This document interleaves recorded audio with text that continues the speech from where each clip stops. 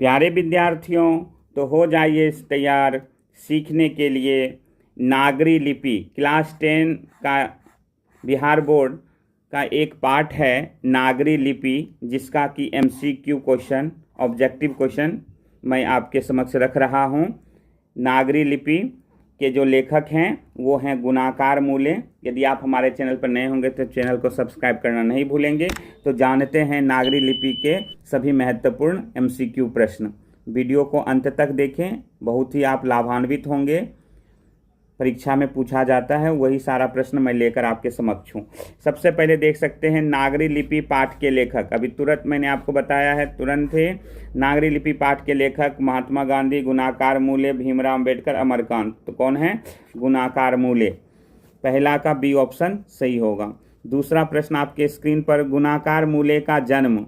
गुणाकार मूले का जन्म कब हुआ? देखिए, जन्म से संबंधित लेखक का जरूर पूछता है, तो आपका याद रखना है 1935। बी गुणाकार मूले का जो जन्म है 1935 ईस्वी में हुआ है।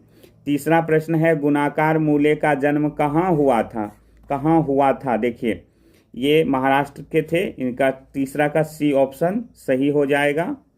चौथा प्रश्न है, नागरी लिपि शीर्षक पाठ किस पुस्तक से लिया गया है? नागरी लिपि शीर्षक पाठ किस पुस्तक से लिया गया है?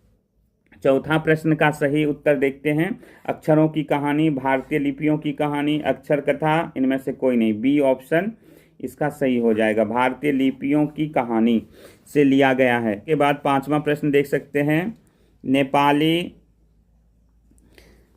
नेपाली, खाड़ी और नेवारी भाषाएं किस लिपि में लिखी जाती है? पांचवा प्रश्न स्क्रीन पे देख सकते हैं। ये नेपाली, खाड़ी, नेवारी भी देवनागरी लिपि में लिखी जाती है। जो अपना हिंदी किस भाषा में लिखी जाती है याद रखेंगे, देवनागरी। हिंदी और संस्कृत देवनागरी, और अंग्रेजी रोमन। अंग्रेजी किस लिपि में लिखी जाती है? रोमन। ये भी याद रखेंगे, पुस्तक में दिया हुआ है।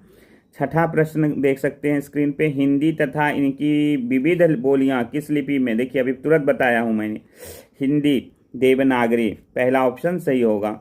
सातवां, दक्षिण भारत की नागरी लिपि को क्या कहते हैं? देखिए, दक्षिण भारत की नागरी लिपि जरूर परीक्षा में पूछता है, इसे नंदी नागरी कहते हैं। पहला ऑप्शन सही होगा। आठवां प्रश्न, श्रवणबेलगोला कर्नाटक में किनके प्रसिद्ध जैन तीर्थ स्थल है? देख सकते हैं, देखिए पाठ आपने पढ़ लिया है, जरा उत्तर दीजिए। तो श्रवणबेलगोला कर्नाटक में किनके प्रसिद्ध जैन तीर्थ स्थल हैं? सिखों के, जैनों के, बौद्धों के या वैष्णवों के? आठवां का प्रश्न का सही उत्तर क्या हो जाएगा? जैनों का। बी ऑप्शन सही हो जाएगा। नौवां प्रश्न, गुणाकार मूले ने किस लिपि में नागरी लिपि की संज्ञा दी है? गुणाकार मूले, देखिए इसका पहला ऑप्शन सही होगा, देवनागरी लिपि। 10वां प्रश्न, नागरी शब्द की उत्पत्ति किससे हुई है? नागरी शब्द की उत्पत्ति देखिए पूछा जा रहा है, नागरी शब्द की उत्पत्ति किससे हुई है? नगर, नागरिक, नगरक या देवनागरी? नागरी शब्द की उत्पत्ति हुई है नागरिक से। बी ऑप्शन सही होगा। 11वां प्रश्न स्क्रीन पे देख सकते हैं, पहले पहल किन राजाओं के लेखों की लिपि को नागरी लिपि कहा गया? पहले पहल किन राजाओं के लेखों की लिपि को नागरी लिपि कहा गया? इसका प्रश्न का सही उत्तर हो जाएगा राष्ट्रकूटों। पहला उत्तर सही हो जाएगा। पहला प्रश्न का उत्तर ए। 12वां प्रश्न आप देख सकते हैं स्क्रीन पे, महान के राजा भोज किस लिपि में सिक्के चलाए जाते थे? 12वां प्रश्न, महान के राजा भोज किस लिपि में सिक्के चलाए जाते थे? 12वां प्रश्न देख सकते हैं, ब्राह्मी, नागरी, ख्रिस्टी, फारसी। तो इसका उत्तर हो जाएगा नागरी। नागरी लिपि में सिक्के चलाते थे, ध्यान रखेंगे, ये प्रश्न बहुत ही महत्वपूर्ण है। नागरी लिपि के आरंभिक लेख कहाँ से प्राप्त हुए हैं? नागरी लिपि के आरंभिक लेख कहाँ से प्राप्त हुए हैं? पूर्वी भारत, पश्चिमी भारत, दक्षिणी भारत, उत्तरी भारत? क्या हो जाएगा? 13वां प्रश्न का सही उत्तर हो जाएगा दक्षिणी भारत।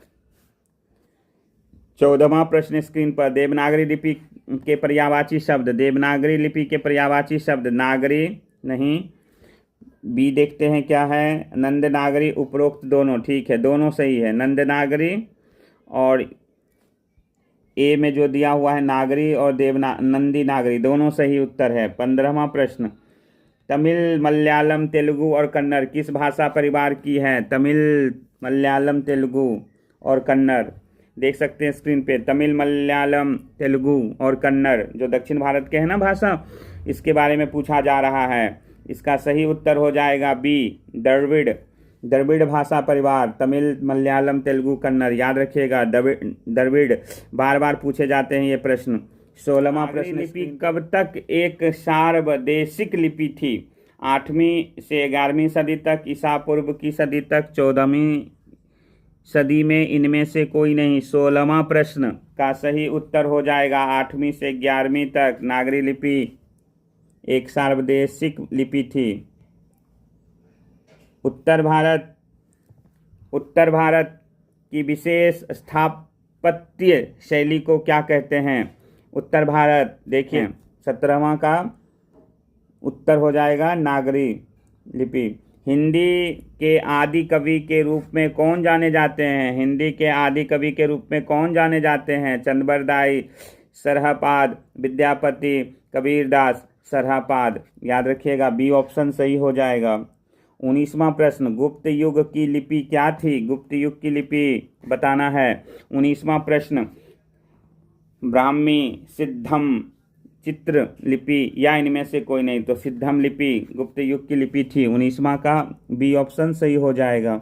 20वां प्रश्न आपके स्क्रीन पे, नागरी लिपि के साथ किसका प्राचीन नागरी से घनिष्ठ संबंध था? देखिए 20वां प्रश्न कि नागरी लिपि के साथ साथ किसका प्राचीन नागरी से घनिष्ठ संबंध था? 20वां का ऑप्शन हो जाएगा गुजराती और मराठी, बंगला और असमिया, उपरोक्त दोनों वाला उत्तर अधिकांश सही होता है। देखिए यही उत्तर होगा, गुजराती, मराठी, बांग्ला और असमिया नागरी लिपि के साथ साथ इसका प्राचीन नागरी में घनिष्ठता थी।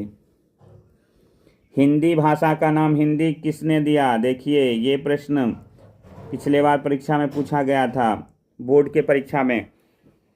हिंदी भाषा का नाम हिंदी किसने दिया था? हिंदी भाषा का नाम हिंदी किसने दिया था बताइए? मुगलों ने, अंग्रेजों ने, ईरानियों ने, इनमें से कोई नहीं। किसने दिया था? ईरानियों ने। सही उत्तर होगा ईरानियों ने। 22वां प्रश्न, ईस्वी सन 1012 ईस्वी का शिलालेख किस जिले से मिला? अहमदनगर सही हो जाएगा। प्रारंभिक हिंदी का साहित्य कब से मिलने लगता है? प्रारंभिक हिंदी का साहित्य कब से मिलने लगता है? इसका पहला उत्तर सही हो जाएगा 8वीं और 9वीं सदी। 24वां प्रश्न, देवनागरी लिपि में कितनी मात्राएं होती है? देखिए 24वां प्रश्न बहुत ही महत्वपूर्ण, 12 मात्राएं होती है देवनागरी लिपि में। कहने का अर्थ देखिए, इसमें मात्राएं, हिंदी में मात्राएं 11 है, लेकिन री को भी मात्रा लिया गया है संस्कृत में, इसीलिए देवनागरी लिपि में 12 मात्राएं। आ की मात्रा हर्षिकार, देखिए दीर्घिकार है ना, हसुकार, दुर्घुकार, ए, ऐ, ओ, औ, अंग और अ, ये टोटल 11 हो गए, और री, इसलिए देवनागरी में 12, हिंदी में 11, संस्कृत में 12, ये याद रखेंगे। देवनागरी लिपि में कितनी मात्राएं? 12। 25वां प्रश्न, नागरी लिपि के विकास में किसका योगदान सबसे ज़्यादा है? 25वां प्रश्न स्क्रीन पे, मुगलों का, अंग्रेजों का, राष्ट्रकूट शासकों का, तो इसका सही उत्तर हो जाएगा राष्ट्रकूट शासकों का। अमोघ वर्ष कौन था? अमोघ वर्ष कौन था? 26वां प्रश्न देख सकते हैं स्क्रीन पे, अमोघ वर्ष प्रख्यात राष्ट्रकूट राजा थे। बेतमा दानपत्र किस वर्ष का है? बेतमा, देखिए 27वां प्रश्न बहुत ही महत्वपूर्ण, 1020 ईस्वी, पहला ऑप्शन सही होगा। नागरी लिपि के प्रमुख टंकन, टाइपिंग की लिपि कब बनी? नागरी लिपि में जो है ना टाइपिंग कब होने लगा? 28वां प्रश्न, इसका 19वीं, 20वीं, 21वीं, तो 20वीं सदी में टंकन होने लगा नागरी लिपि में, हर्षिकार, दीर्घिकार, ए, ऐ, ओ, ये सब बनने लगा था। 29वां प्रश्न स्क्रीन पे, भारतीय लिपियों की कहानी पुस्तक के रचयिता कौन है? देखिए भारतीय लिपियों की कहानी कौन है? इसके लिए गुणाकार मूले, जो लेखक पाठ के लेखक हैं नागरी लिपि पाठ के, वही हैं भारतीय लिपियों की कहानी। भारतीय लिपियों की कहानी, गुणाकार मूले। और 30वां प्रश्न आपके स्क्रीन पे, गुणाकार मूले की शिक्षा की भाषा क्या थी? शिक्षा की भाषा क्या थी? मराठी। महाराष्ट्र के थे ना, इसलिए इनका भाषा क्या था? मराठी। याद रखेंगे, हिंदी, मराठी, अंग्रेजी, संस्कृत में मराठी इनकी भाषा थी, शिक्षा की भाषा थी गुणाकार मूले की। इस तरह से आपने 30 MCQ प्रश्न इसके महत्वपूर्ण देखे। आप यदि हमारे चैनल पर नए होंगे तो चैनल का सब्सक्राइब करना नहीं भूलेंगे। फिर मिलते हैं नेक्स्ट वीडियो में, तब तक के लिए धन्यवाद।